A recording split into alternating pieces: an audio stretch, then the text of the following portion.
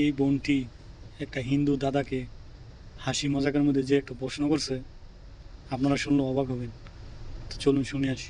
এবার যদি গরু হত্যা বন্ধ হয়ে যায় তাহলে কথা তোমরা তো গরু পোষো, গরুগুলোকে কি করবা? হাসি ঠাট্টা করে গুলো কইতাছে। যে গরুটা আছে না না কাকা লাইন আসে, যে গরুটা আছে তোমার সেই গরুটা কি করবে? বেটা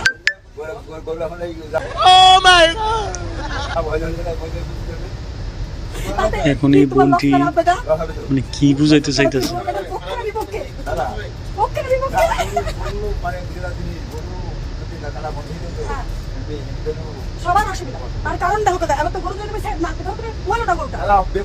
আপনারা যদি বুঝা থাকেন অবশ্যই কমেন্টে জানাবেন সে কি বুঝাইতে চাইতেছে।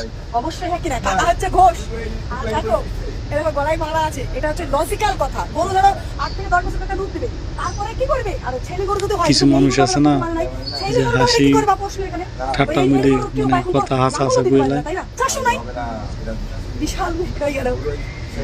তো এটা আমি বলছি না, এটা আমার মানুষ কেন বলছি।